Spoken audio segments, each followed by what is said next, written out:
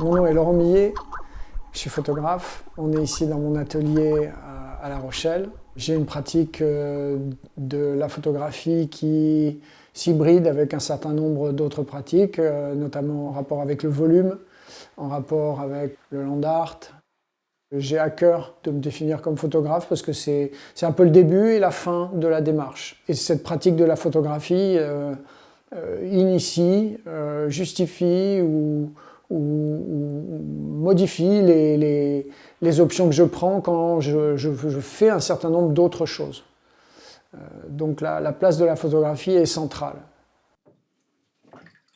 Depuis le temps que je travaille, je me suis rendu compte que chacune des, on va dire, des périodes que j'ai traversées dans mon activité sont des périodes durant lesquelles j'ai construit une sorte de territoire à l'intérieur duquel l'imaginaire se développe, se ramifie, construit des familles d'images. Et donc il y a eu toute une période où cet imaginaire s'articulait autour du paysage, notamment. Et puis il y a eu une période dans laquelle je crois que je suis encore maintenant, ça fait une dizaine d'années, qu'un territoire autour de l'imaginaire scientifique s'est construit, s'est élaboré, et il a donné lieu à plusieurs rêveries. Pour moi, l'expérience et la rêverie sont des choses qui se superposent ou qui avancent de façon simultanée.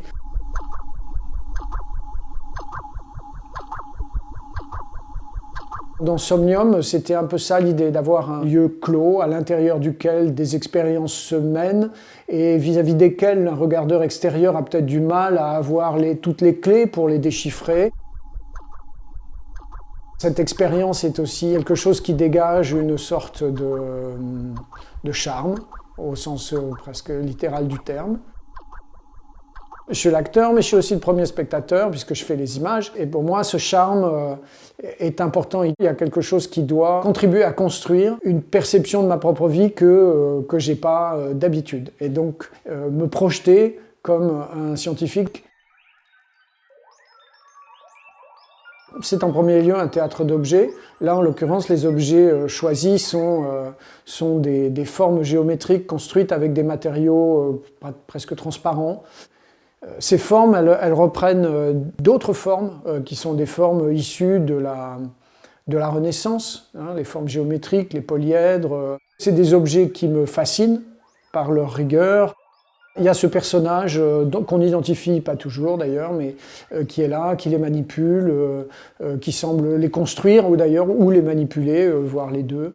Et il y a une sorte d'incertitude sur la nature, sur la fonction en fait de ces objets-là. Le titre Somnium, il vient d'un livre qui m'a beaucoup marqué, qui est aussi le livre qui a conditionné une autre série qu'on montre, qui est l'Astrophile. C'est Somnium ou l'astronome lunaire de Kepler, et dans lequel il explique comment les astres gravitent, quel est le mouvement du système solaire, et compte tenu de la censure de l'époque, il la détourne en empruntant les voies de la fiction pour parvenir à énoncer ce qu'il a à dire. Voilà. Mais il y a un territoire imaginaire dans le livre que j'aime beaucoup. Il commence d'ailleurs par dire qu'il rêve, que ce livre est le produit d'un rêve. Voilà. Il rêve qu'il rêve, d'ailleurs. Il y a quelque chose d'un peu borgésien. Une autre source qui est importante dans l'élaboration de la série, c'est les carnets d'Alexander Graham Bell. J'ai découvert ces carnets de recherche qui sont extraordinaires, dans lesquels on voit une pléthore de cerfs-volants à base de petits tétraèdres en soie, cousus et tendus au banné ensemble, de telle sorte que ça puisse créer des cerfs-volants susceptibles d'emmener un passager en l'air. Et donc ils développent une inventivité incroyable autour de ces formes. Il y a quelque chose de merveilleux au sens littéral de voir cette application vraiment très littérale du polyèdre pour en faire un outil, et qui plus est un outil pour voler. Ça tient du merveilleux. Alors ça marche pas, et ça rend peut-être aussi la chose encore plus belle, c'est que Graham Bell ne parvient pas à ses fins. La série Les reliquaires du diaphane, elle s'élabore à partir de cet intérêt de plus en plus prononcé que j'ai pour les formes polyédriques et évidemment pour l'époque qui les a vus naître à la Renaissance et durant laquelle ils sont des enjeux de représentation, ils sont à la base de tout un tas d'inventions aussi bien en volume que dans l'image elle-même, et il y a une très grande inventivité à l'époque. Un des grands orfèvres de l'époque, qui est Jamnitzer, fait produire sur la base de croquis à lui, donc un livre sur les polyèdres. On a un peu plus d'une vingtaine d'objets qui sont représentés, qui sont manifestement des socles, qui sont surmontés d'un polyèdre. En fait, et le socle lui-même est d'une grande inventivité. On intègre le fait que le polyèdre, dans ce livre, il est destiné à devenir un objet. Le livre, à partir de ce moment-là, le livre de Jamnitzer se pose comme une sorte de base de forme destinée à devenir des objets. Ce que sont d'ailleurs la plupart des livres de polyèdre à l'époque, des livres qui ne sont pas des livres de mathématiques pures, c'est des livres de vulgarisation destinés à aider les artisans, les peintres, tout ça, à construire ces objets, à les assimiler. Je me suis attardé sur les socles, qui sont dans un entre-deux qui les situe entre le décoratif et l'abstrait. Ils ont une fonction à remplir qui est celle de soutenir. Ils sont un peu envahis par un goût du foisonnement qui fait qu'ils sont des hybrides de plein de formes. Ils ont en même temps la sécheresse de l'objet géométrique. Je voulais que ces objets existent. Donc je les ai construits avec des matériaux transparents. Et je les ai photographiés avec un procédé qui me permettait de rappeler un peu la préciosité des métaux et des matériaux utilisés par Jamnitzer, c'est-à-dire c'est une photographie au sel d'argent sur une plaque de verre. Elle reprend un peu l'idée de la dureté, l'idée de la précision. Elles font pratiquement la taille des objets, elles font 30 cm sur 40. J'essaye de renouer avec l'idée du métier qui pouvait être celui de l'orfèvre.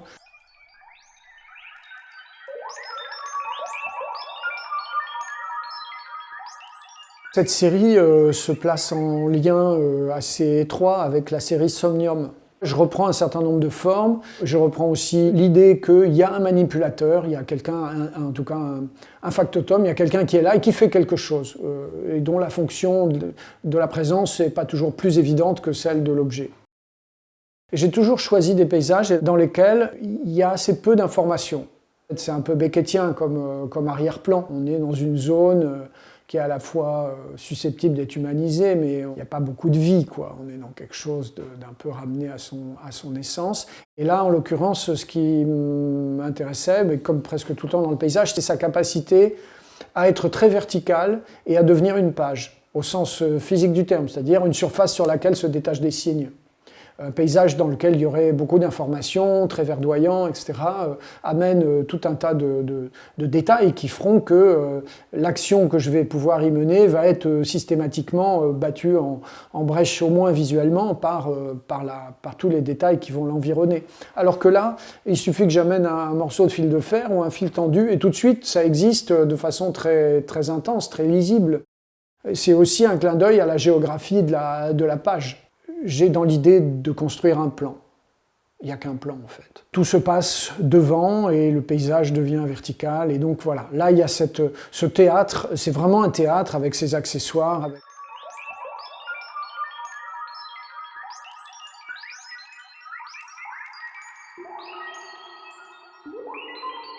Il y a cette série Cyanomètre qui, pour le coup, est une sorte d'outil. C'est en fait une adaptation à ma façon d'un cyanomètre qui a été inventé donc, par Saussure, qui mène dans les Alpes à la fin du XVIIIe siècle, je crois, un certain nombre d'expériences sur la densité et la variation du bleu du ciel. Et donc il compose un cercle monochromatique bleu, gradué en peut-être une cinquantaine de nuances, à partir d'encre, et il les remet à des opérateurs. Ces opérateurs vont noter l'intensité du bleu du ciel qu'ils perçoivent simplement en montant cette charte devant le ciel et en essayant de trouver quelle était la densité qui s'accordait la mieux sur celle du ciel. En tant que photographe, évidemment, le cyanotype est quelque chose que j'avais déjà pratiqué. Ce procédé bleu, monochrome, qui réagit évidemment, comme beaucoup de procédés de cette époque-là, essentiellement aux ultraviolets. Donc il a d'emblée, même toute considération mise à part sur sa couleur, il a un lien privilégié avec la lumière du soleil et avec le ciel. Et en plus, la couleur est là, qui amène une sorte de mise en abîme de ce bleu qui est fabriqué par du bleu. Et donc j'ai créé un nuancier, et ces nuances, qui occupent la moitié inférieure de l'image, sont dominées au-dessus par une douzaine de vues de main d'un opérateur qui est en train de dessiner des ellipses. Les ellipses rappellent aussi le déplacement des astres.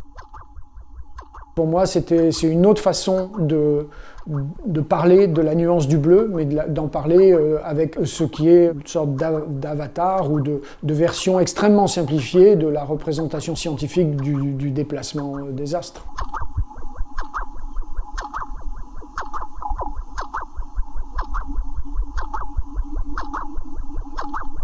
En 2021, c'est un autre pan de cet imaginaire scientifique qui se développe, qui a une apparence plus abstraite. Il semble un peu détaché de la matérialité du monde, même si en fait c'est pas le cas. C'est-à-dire que là, le début du projet, c'est le livre d'Oliver Byrne en 1848 sur la géométrie d'Euclide.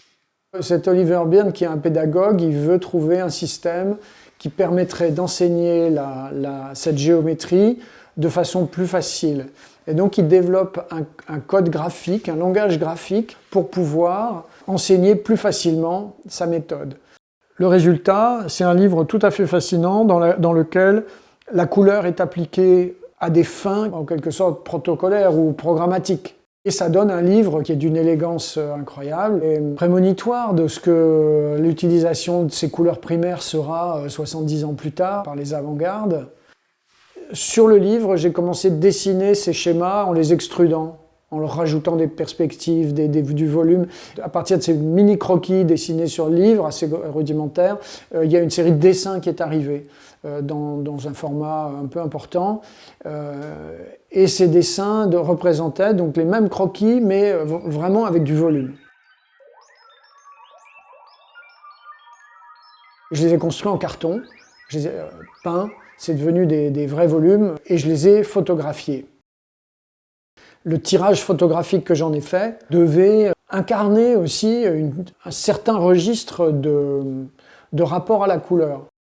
Et donc j'ai choisi d'utiliser une technique dans laquelle on associe des pigments avec une sorte de colle qui durcit sous l'action de la lumière et qui me permettait d'amener, dans l'élaboration d'une image en couleur, d'amener chacune des couches de couleurs primaires les unes après les autres, et sur un mode protocolaire.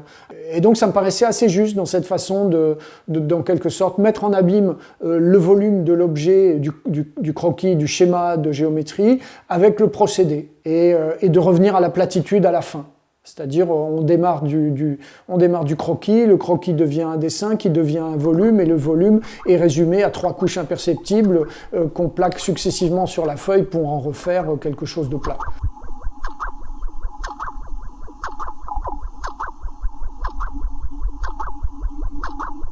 La série de l'enseignement des couleurs et de l'anatomie. Donc l'ensemble de travaux le plus récent qu'on va présenter dans l'exposition, il a été créé à partir d'une invitation du Centre photographique de Normandie, une invitation à travailler durant un temps de résidence sur les collections du musée Ozu au Neubourg. Je me suis rendu au musée Ozu par 2 fois. L'ensemble ne s'est pas constitué tout de suite. Mon choix était plus éclectique au début, et puis plus j'ai avancé dans le travail, plus j'ai éliminé toutes les pièces anatomiques dont on pouvait dire avec certitude d'où elles provenaient, de quel corps elles provenaient. Et j'ai fini par me concentrer sur des objets qui demeurent énigmatiques, soit parce qu'ils proviennent d'une petite partie d'un corps connu, mais c'est tellement petit qu'on ne sait pas ce que c'est, ou parce que des rapports d'échelle inhabituels nous les font voir comme on ne les a jamais vus. Pour peu qu'on n'ait pas des connaissances scientifiques telles qu'on soit capable de les relier systématiquement aux organismes dont ils proviennent, eh bien ces objets sont un inventaire d'objets surréalistes assez extraordinaire. Et donc ces objets me disaient quelque chose de la façon dont on construit la représentation du corps, dont on le colorie, dont on enseigne aussi les fonctions, puisqu'un certain nombre d'entre eux sont démontables. Ce sont des sortes de puzzles en 3 dimensions qui sont destinés à être ouverts, regarder séparément les parties et puis d'être remontés par la suite. Il y a eu ensuite un deuxième temps dans lequel c'est l'intérêt pour les images qui s'est davantage imposé. Contrairement à mes habitudes où en général je construis quelque chose, là je ne m'imaginais pas voir ces objets comme un point de départ pour d'autres objets. Il me semblait qu'ils étaient déjà suffisamment objets, suffisamment parfaits. Et quand je dis parfait, c'est parfait même dans leurs imperfections, c'est-à-dire qu'ils sont parfaits dans leur incomplétude, dans leur forme de naïveté. Ce sont des objets du 19e siècle et nos modes de fabrication contemporains d'objets tels que ceux-ci, aujourd'hui ils seraient faits en 3D et ils seraient d'une perfection absolue. Alors que là, pour les objets de l'époque, eh bien, ils sont, je trouve, dans une forme de flottement, qui est relatif bien sûr, parce qu'ils étaient quand même précis. C'était des objets destinés à l'enseignement. Ça aussi, c'est quelque chose qui me touche beaucoup. Et c'est d'ailleurs au détour de cette commande et de ce temps de résidence que je me suis aperçu que presque tous les objets liés à l'imaginaire scientifique sur lesquels j'ai travaillé sont des objets, ou les objets que j'ai choisis, ou que je me suis appropriés, ou que j'ai construits, c'est des choses qui ont un rapport à la pédagogie. Parce qu'en fait, la pédagogie, c'est pas la chose elle-même, c'est pas la recherche elle-même, c'est quelque chose de plus pauvre. On a souvent recours à des raccourcis du point de vue du sens, des raccourcis du point de vue du visuel aussi. On fait des choix pour pouvoir, comme le fait Oliver Byrne dans la série à peu près Euclide, et on fait des choix qui sont souvent des choix qui ont une forme de pertinence du point de vue de l'efficacité pédagogique, mais c'est souvent au détriment du contenu.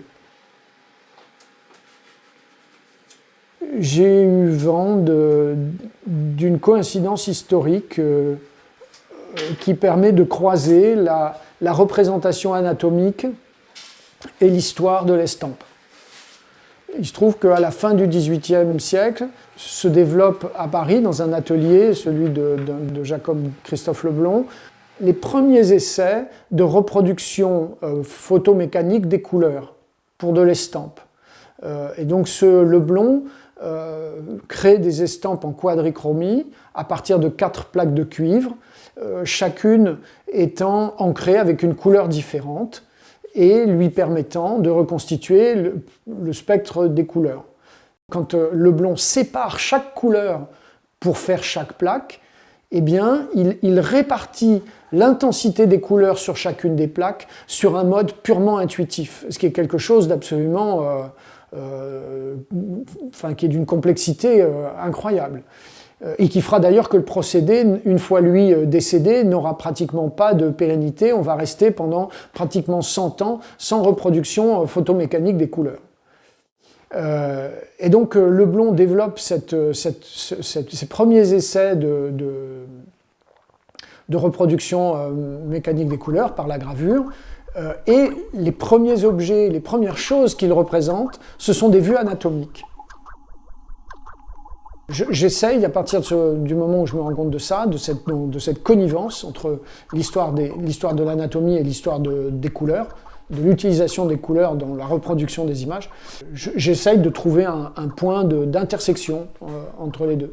Et donc l'idée, c'était simplement finalement de renouer avec ce procédé, ce qui signifie qu'on a 4 négatifs pour produire une image et qu'on va insoler successivement 4 préparations pigmentaires, jaune, magenta, cyan et noir. On insole, on révèle, on insole, on révèle, etc. Et on aboutit donc à la 4e exposition à une image équilibrée qui a toutes ses couleurs et ses noirs.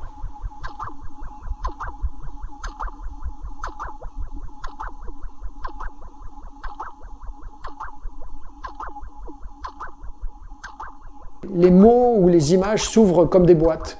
Et à l'intérieur, on trouve des trucs qu'on soupçonnait peut-être pas complètement, et il y a une sorte d'émerveillement à cette découverte-là.